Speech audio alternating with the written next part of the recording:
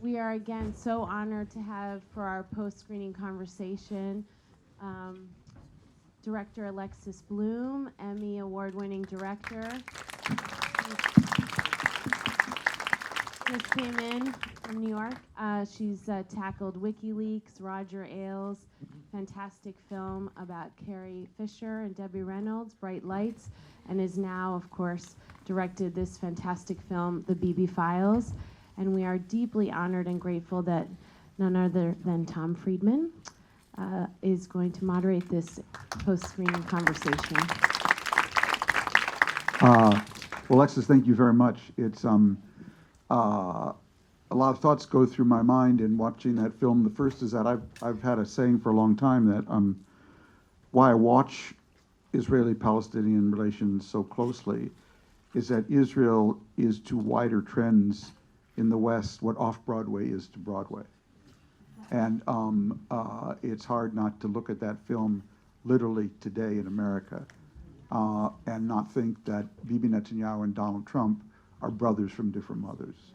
And we're watching just the off-Broadway version of what is playing out here. That's my one editorial comment. I want to begin by the biggest question I had is, how did you get the video? Well, that's a journalist's question. Yes, exactly. How did you get that material? Yeah. I didn't get it. Yeah. So that's the short answer. It was leaked. I can't tell you that much about it yeah. to protect the source, but Yeah. Alex Gibney, who's the producer on this film, who I've worked with before over the years, was sent a message on Signal saying, "Are you interested? I have some material." He gets approached by a lot of people, as I'm sure you do. Yeah. Some are nut jobs and some are not. And to his credit, he tugged on the thread. Oh. And once he had established that they were real and that there was sound and that there was picture, he asked me whether I was interested. Amazing. And when was this now? It was fairly recently? I mean, it was the summer of 2023. so the war in Gaza was underway, yeah. No, it wasn't. Before that? No, it was before Summer. October, I see, yes. Yeah. So it was a few months Protests, before. yeah. It was protests. Yeah. And yeah, it was protests. And it was all about democratic backsliding and about the Supreme Court. I mean, obviously, there are a host of other issues that are omnipresent in Israel and just go up and down and up and down. But at that moment, the heat was on the protests. And I remember sitting with my husband on the subway, and he just directed a David Beckham series. And he said to me, and I'd done a smaller film prior to this, and he said to me, "Lex, is anyone going to care about the Supreme Court? I think you should do something more commercial." And then October 7th happened, and it became a much bigger story, although actually not fundamentally really a different story, just a story with bigger stakes, I'd say. No, you see the continuum, the war, you tied it up very well with that. His legal problems led to him siding with extremists, led to him trying to buy off Hamas. Again, I'm asking you a journalist question. So you've got this material, then you go to them, obviously. Do you want to comment? Do you want to say anything? What was their reaction? The Netanyahus? Yes, yeah. None. Yeah, we asked for an interview and didn't get a reply. You know, and I persisted, and the PR person said, "Yes, we received your request." Yeah. We didn't get a reply.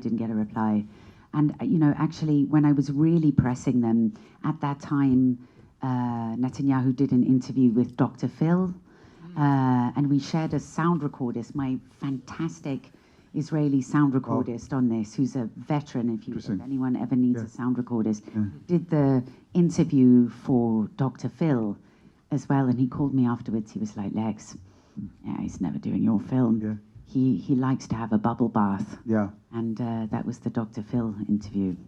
I have a rule, actually, about journalists interviewing Netanyahu, which is that if Netanyahu is agreeing to an interview with you, that's not a compliment. You better be asking what's wrong with you. And your first question, if he is, should always be, why have you never given an interview? to the Israeli press in so many years. Absolutely, yeah. And after that, that should always be the first question. Why am I here with you? Because it's not a compliment.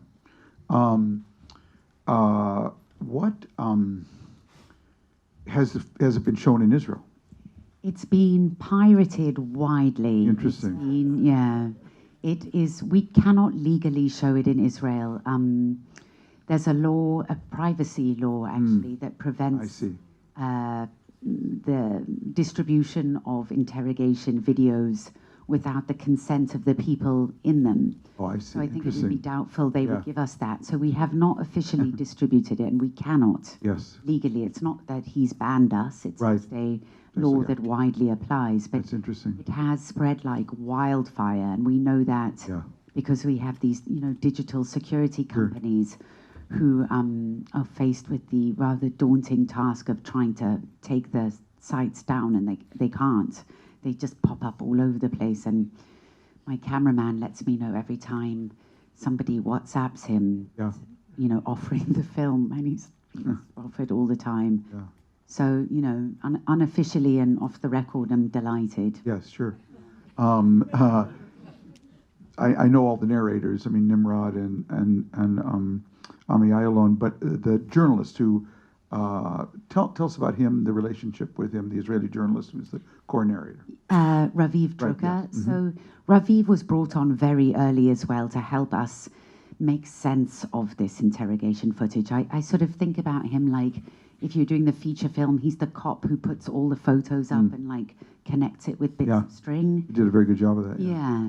So, an American audience has a limited bandwidth to understand a story that is very textured, has a whole bunch of characters with Hebrew names that they don't never heard of. So Raviv is wonderful in terms of just making it comprehensible. He's also a veteran journalist, is an expert on corruption. Not only Netanyahu. Yeah. In fact, ironically, Olmert called him Netanyahu's court reporter when he was reporting on Olmert. Wow, interesting. So he's just a dogged, fantastic, wonderful investigative reporter, and was very helpful to us, and came on as a producer. And when this film came out, Netanyahu went to the police and asked them to open an investigation into Raviv. I'm shocked. Yeah. I also liked his slightly broken English. There's something good about that, something authentic about it. That was very. Tell us about the young woman from Kibbutz Be'eri, how you found her, how you imagined her playing that role in the film. I sort of cast her last in the film, and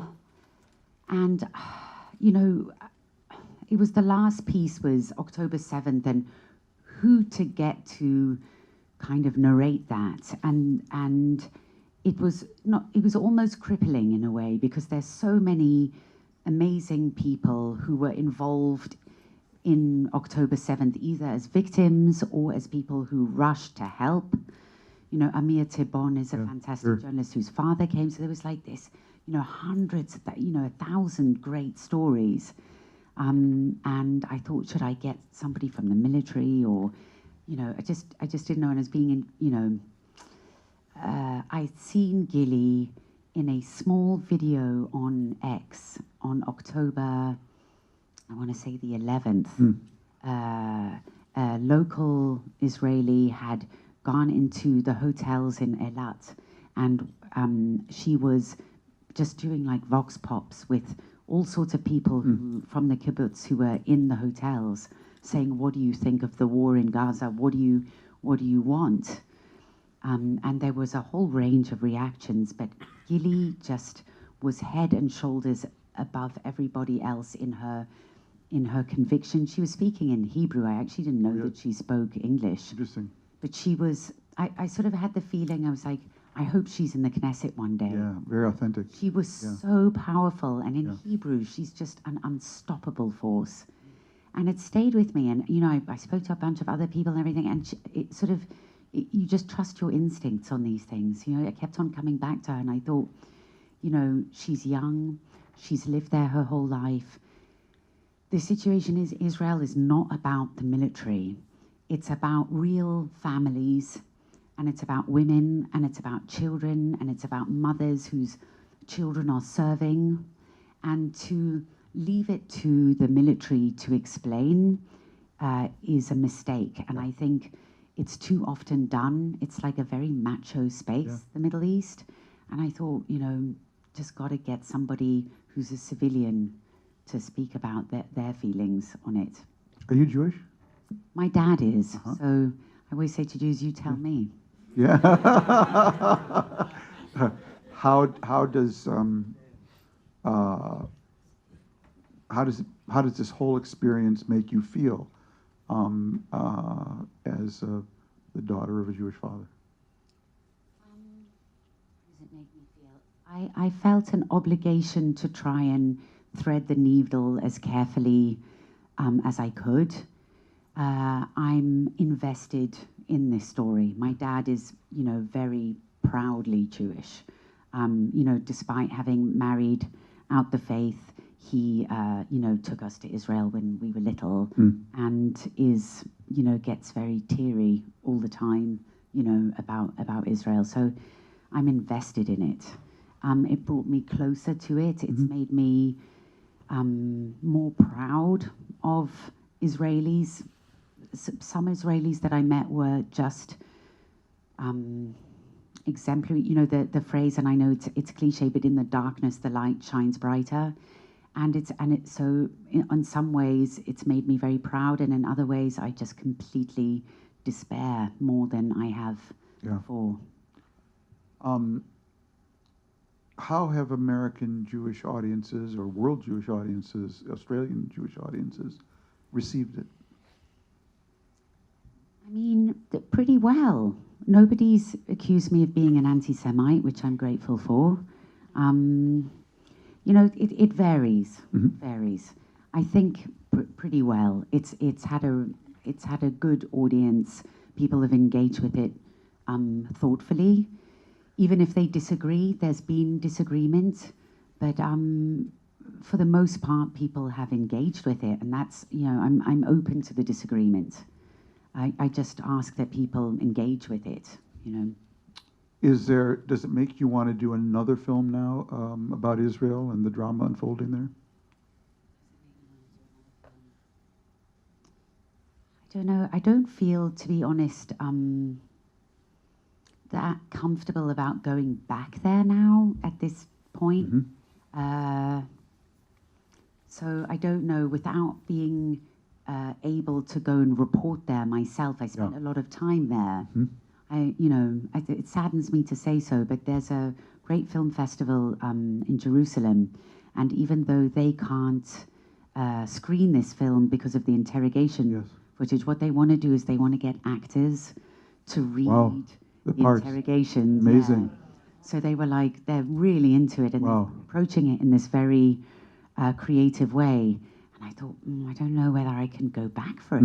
I don't know. I mean, I would like to, but I don't take for, you know, Netanyahu's nothing if not thin-skinned. Yeah. It's I'm curious. Have you shown it at film festivals around the world, Arab film festivals, European? What kind of reaction there? And I have to confess, Alexa, first thing I did when the Oscar nominations came out today was look to see if you were there for Best Foreign Film. So I wish it had been, because I thought that would really give it a lot more attention. But what about broader audiences? We've been screening it. I mean, you know...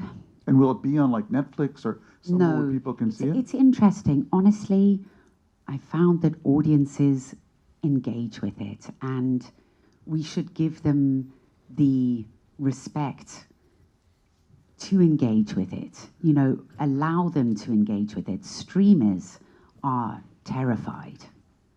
Audiences have not been terrified. But Netflix couldn't have shuffled away faster from it. Interesting. there's a broadsheet. I'm not supposed to say who it is, and you know, is it on the tip of my tongue? You know, who wouldn't review it? Really? Wouldn't review it. Wow. Uh, For legal reasons, or they just thought it was too... I don't think there's a Yeah. legal reason not to review this film.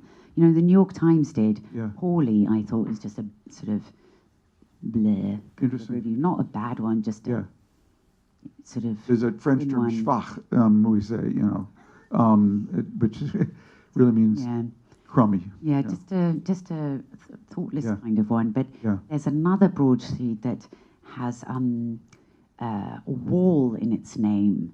Reviewing. And a street, and they reviewed it? They wouldn't review Or it. they wouldn't either, The yeah. BBC wouldn't broadcast Wow. it. They were like, well, you know, I think that making the link between the war and his corruption trial is, you know, is unsubstantiated. Wow. I'm like, well, you know, this is what documentaries are for. Right, yeah. You know, they've shown a million films that have theory and that have, you know, you've got to let people speak. Yeah.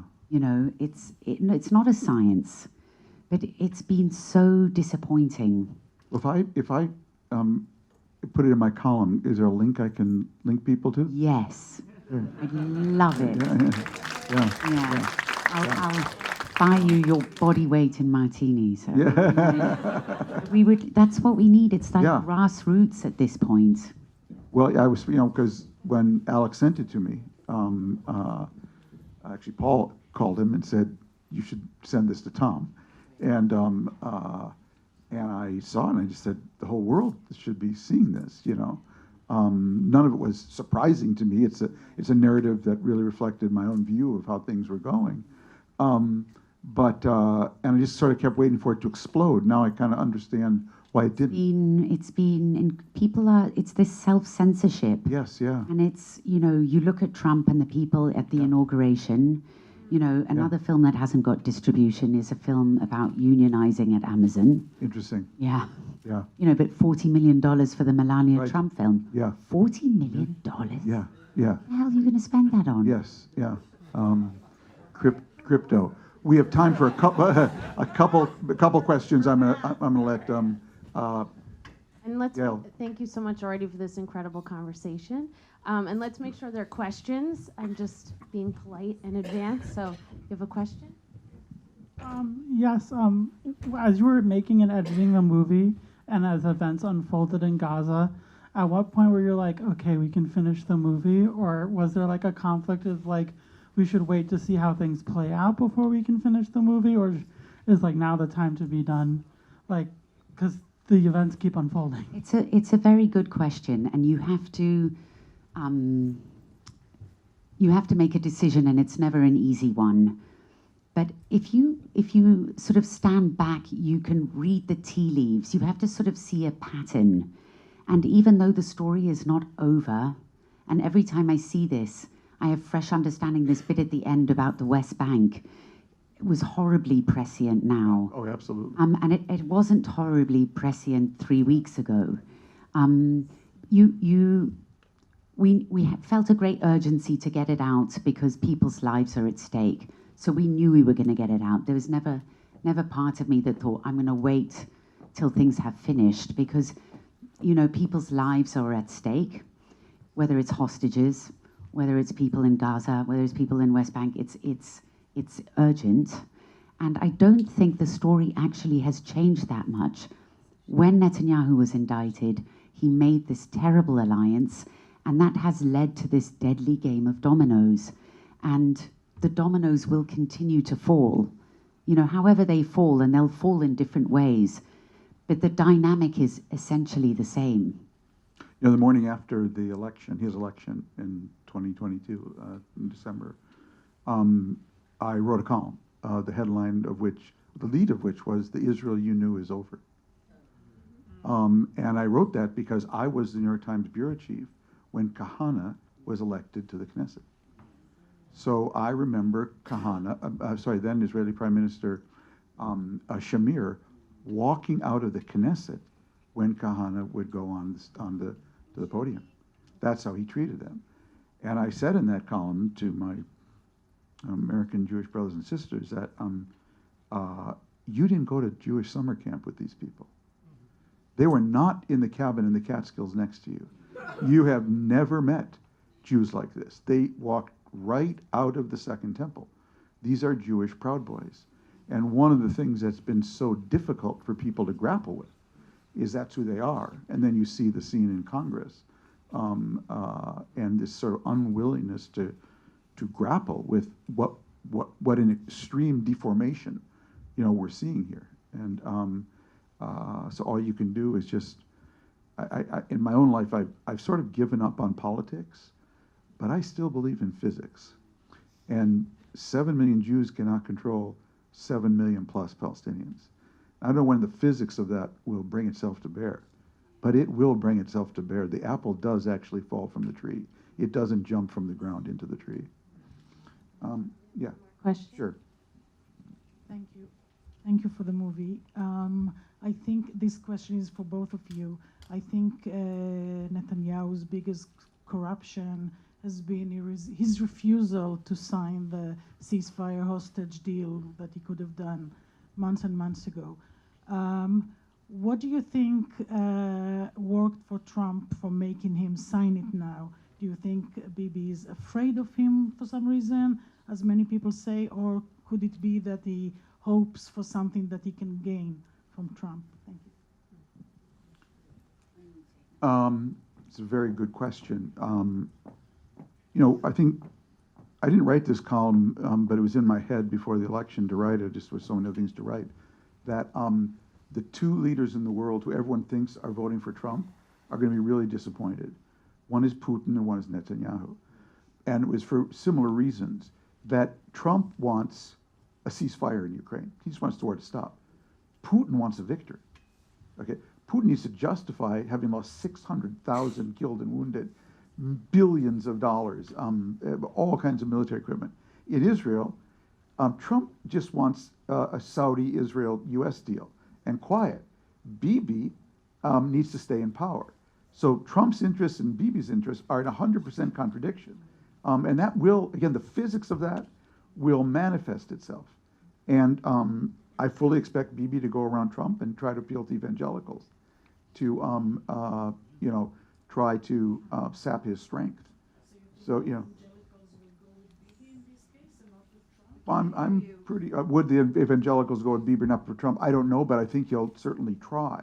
But I do think he feels that, the vice is closing. But there are also a lot more wider American interests that we have now that are in play. And again, Trump wants the Saudi deal. The whole Lebanon story is becoming very, very critical here because Lebanon took advantage of and Alex said this in the film, of the defeat of Hezbollah, and to finally appoint a president and a new prime minister. And happens the prime minister is one of my closest friends, Noaf Salam, for 45 years. So I am really invested in that. Now, something really dangerous happened this morning.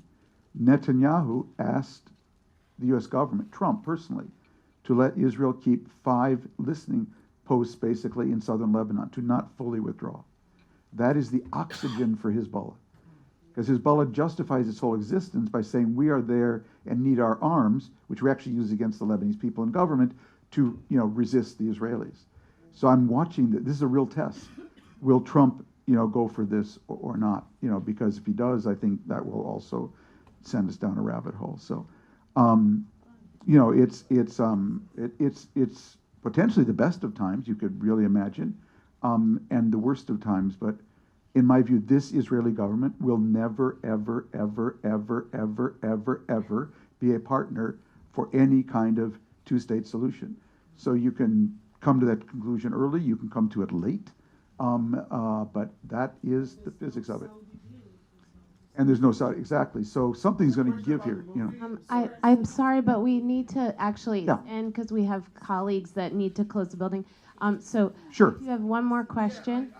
I'm sorry, but I'm really struggling with the tie to October 7th, and I want to understand from you the decision to put it. I lost 2 members of my family on October 7th. So for me, he's so corrupted, and the story there is so strong. Why to take it away and tie it to October 7th? It makes a good story. But I'm really curious if you can explain the reason to actually keep it there the way it is, because it doesn't go too deep into October 7th, and that was a colossal failure of so many levels in Israel that led to that, not just Netanyahu, but he's corrupt to the core, and that's the story there, and it's so beautiful, and I think it was lost, and I struggled with it, so can you please share your view? Thank you. Yes, and I see what you mean. It's a different story, but it's really not. He's the prime minister of a country that is going through this. So it's his landscape, it's his terrain, it's his responsibility. You can't make this film and not include October 7th. You could do a film about his corruption and just keep it in the interrogation sphere, just in the rooms, the police rooms, and probably 20 people would see it. Why they care about Netanyahu is how he is behaving today. And there's a link between how he's waging war because of October 7th and his corruption. He has this monkey on his back, which is the corruption trial, and it dictates how he moves post-October 7th.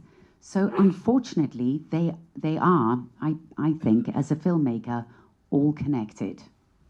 Yael, thank you for doing this. Alexis, thank you very much, okay?